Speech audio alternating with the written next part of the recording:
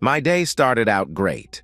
It was a Monday, and I had a meeting with my division manager and the company president to discuss a possible promotion. I had applied for an open position to take over our Grand Rapids, Michigan division. If I got it, the promotion would be to division manager. I had heard that the outside search had not turned up a good candidate.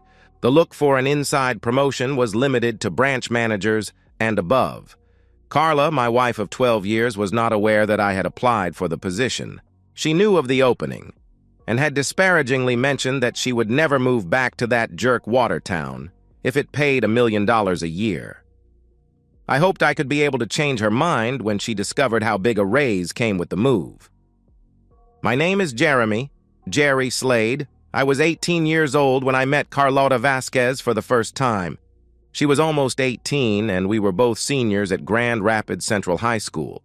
She was trying to graduate and get a college scholarship and was having trouble with her math class. I was an honor student and a volunteer tutor in math and history. My counselor, Mr. Jarvis, asked me to help her shortly before Thanksgiving. We met and talked. I could see she was having some major problems understanding some of the concepts of solid geometry. We agreed that I would help her at her house every Tuesday after school. We ran into a big problem when Carla's boyfriend tried to force me to stop going to help her. Jacob Davis was an all-star athlete in football and wrestling. I was, and still am, the ultimate nerd. I was 6 foot and weighed 135 pounds. I am also very stubborn. I got a couple of beatings from him before Carla told him that if he didn't stop harassing me, they were done. Luckily, Jacob didn't do any damage other than a few bruises. However, I managed to get a large portion of the athletes to also work on him. I just refused to tutor any football player or wrestler until he stopped. He had never asked for tutoring help. I managed to help Carla bring her grade for the year to a solid A-, and she received a scholarship to St. Catherine University. She would be in St. Paul, Minnesota for the next 4 years. I got a scholarship to Columbia University in New York City. If my plans worked out, I would stay there for my MBA. Jacob did not get any scholarship offers because his SAT scores and grade point average precluded any college from offering an athletic scholarship. He ended up going to the local community college and dropping out when he did not make their football team. I did not meet Carla again until our 5-year class reunion. She had thrived in college and graduated cum laude with a degree in accounting. I was a few months away from my master's. Jacob showed up and interrupted our conversation, claiming I was trying to steal his girlfriend again. Before any real trouble started, one of the faculty chaperones escorted Jacob out of the party. Carla and I resumed talking. She told me that she had a job lined up with a small accounting firm in Chicago, and after she got it, she would only come back to Grand Rapids, or as she called it, this shithole town, to visit her parents, or for events like weddings and funerals. She asked what my plans were. When I told her I was a few weeks away from my MBA, her interest seemed to increase. When I told her I was going into the Army for the next 4 years, she seemed to deflate. Fast forward to 6 years. I had been out of the active duty Army for a bit over 2 years.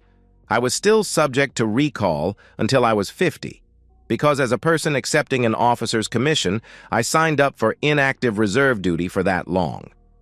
I had made some connections while I was in the service, and when I was released from active duty, I was hired as an assistant manager of a small plant that was part of a division of Wix Incorporation, a national manufacturing company that made nuts, bolts, screws, etc.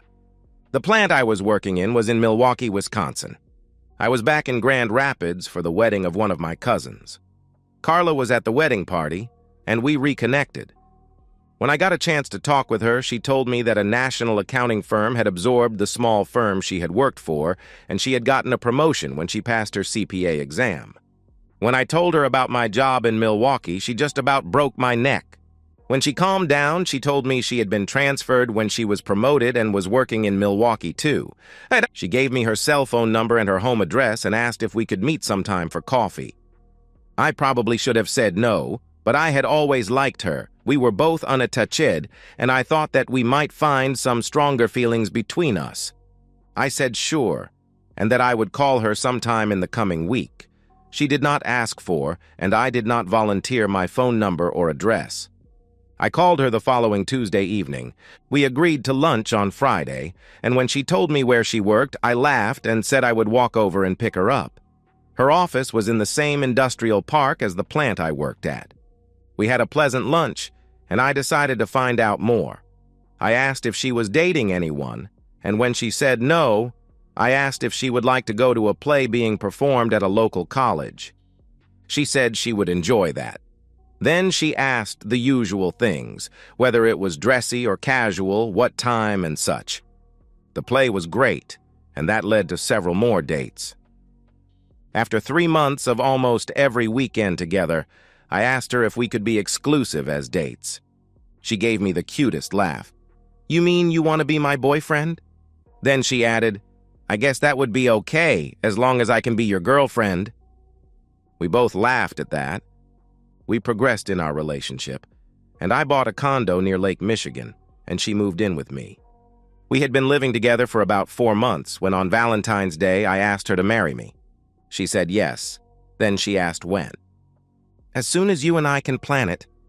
I wouldn't care if we were married by one of the local judges in his chambers, but it is our day to make a public statement of our love, so if you want something fancier, let me know." Well, she planned, and the gods laughed. My parents were killed when the house they were renting caught fire, and with me being the only child, I had to go back to Grand Rapids to settle the estate. It ended up taking me 7 months to clear everything up. I had to take a leave of absence from my job and temporarily move to GR. While there was a substantial life insurance policy on each of my parents, and the company where Dad worked had a policy also, the rest of the estate other than the bank accounts and safe deposit box was a mess.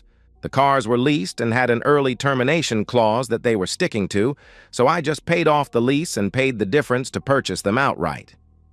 Luckily, other than a few utility bills and a credit card, there were no bills. I gave one of the cars to the local Catholic charity and kept the other for myself. My parents never owned their houses, always renting. The fire marshal found substandard wiring, a faulty furnace, and no smoke detectors in the house. When I saw the report, I contacted John Summers, a friend from the military who was a lawyer in GR. We brought suit, and when the owner's insurance saw the marshal's report, settled for a sizable amount. I had the entire amount put into a trust fund for my retirement. When I got back to Milwaukee, Carla had everything set up for our wedding. It was going to be a small one, with only 15 or so guests on each side. Carla also had talked to some of the financial planners in her company, and they suggested a prenuptial agreement. I had planned to bring that up, but as she broached it, I agreed. When I asked if she had seen a lawyer to have one drawn up, she put the papers in my hand. Alarm bells started ringing. I said, "I will take this to my lawyer, and if there is nothing wrong, I will sign it." Carla looked kind of angry and also sort of embarrassed. My lawyer called it the most one-sided piece of legal shit he had ever read. The proposed agreement said that any property or other assets would be Carla's if we were to terminate the marriage.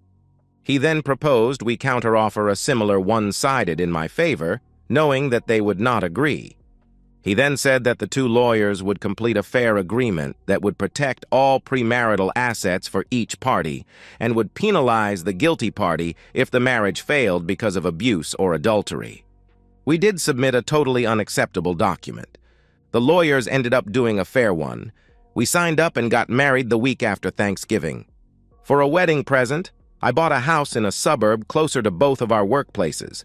Then I gave Carla a debit card and told her to go to town decorating it to her taste. I kept the condo and rented it out as a summer rental. Marriage was all that I could ask for, and I truly loved Carla.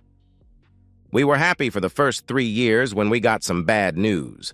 Carla had wanted to have a baby, and when she didn't get pregnant after more than a year of trying, we went to a fertility clinic and had all of the tests done. It was discovered that Carla's eggs were not viable. We would never have a natural child. She was distraught and went into a severe depression for about 6 months. I finally had enough and told her to get help or get out. The counselor that she went to got her to an MD and got her on meds that helped a great deal. Finally, after about 2 years, they decided that she could wean off the meds. She was still the love of my life, but there was an underlying sorrow to her that never went away. Because of my extended leave of absence, I missed out on a couple of promotions, but after a couple of years, I started to move up in the corporation. I ended up being made plant manager of a different plant in the area. I stayed there for almost 8 years. Then my married life started to go to hell.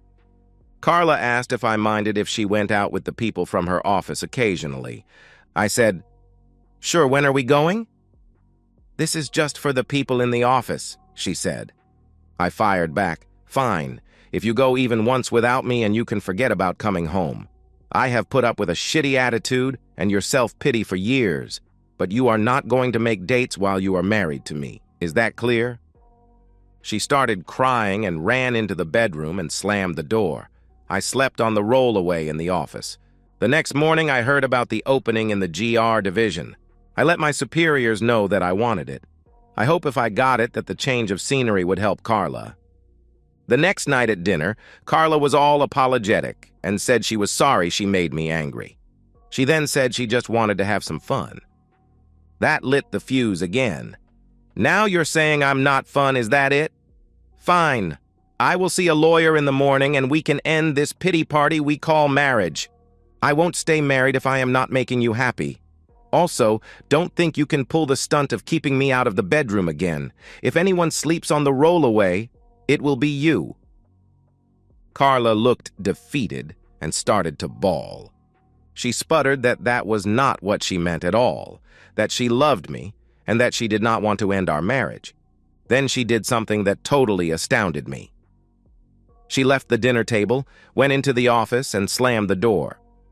The sleeping arrangement remained unchanged for about 2 weeks, and we were barely talking to each other. I was at wit's end when my boss told me about the Monday meeting. The Monday meeting was everything I could hope for. I was offered the position and a substantial raise, as well as a block of the corporate stock. The position was mine if I accepted. They told me to think about it and decide by week's end, but to take my wife out to dinner on the company and talk it over with her. Well, I asked for and got the rest of the day off. As it was almost lunch, I called Carla's office and asked to talk to her. I was shocked when they said she had quit 3 weeks ago. I called her cell, and it rang through to voicemail. I was upset, so I used an app that we had installed on all of the managers' phones to track salespeople's company phones. You entered a number, and the phone, if it was on, would act as a GPS destination. I got in my car and used my phone as a navigation system and ended up at a Motel 6 out by the airport. Carla's car was there, so I pulled up to the back of the lot where I could see the car and the doors on that side of the building. After another hour, she opened a door, turned around, and kissed some guy. I couldn't see him other than his slacks and brown hair, and got in her car and drove away. I noted what room and followed her. She seemed to be driving around aimlessly, just killing time. About 10 minutes later, my cell phone rang. I saw it was Carla, so I answered. "I see you tried to call me today, honey. Was there something you needed or anything you wanted to tell me?" "Not really. I wanted to ask you to lunch, but the office lines were busy, and your cell went to voicemail, so I went by myself. I found a new restaurant out by the Motel 6 near the airport I wanted to take you to. But it is too late now. I'll see you when you get home. I have some news to tell you." Then I hung up. I went home, and as it was more than an hour before Carla would normally be home from work, I had a couple of beers. Not enough to get drunk, but enough to take the edge off my mad. Right on time, Carla pulled into the drive. When she opened the kitchen door, she saw me sitting in the kitchen with an empty beer can on the table. She got a guilty look on her face. "What are you doing home and drinking a beer for?" she quietly asked. "When were you going to serve the divorce papers? I found out today that my loving wife failed to tell me she quit her job 3 weeks ago. Then I saw her car outside a motel several miles from where she used to work." What were you doing at Motel 6 in room 109 with that man for more than an hour? By then, I was almost shouting. Carla just collapsed crying and didn't answer. She was sobbing, "No, no, no." Then I heard, "Not yet. 4 more days and it would have been done." It's done now. I got the promotion and was given the day off. So when I was told you quit, I tracked your phone and found you with a man in a motel. I will call the lawyer in the morning. I am going to strictly enforce the prenup except for the house. I gave that to you as a wedding present.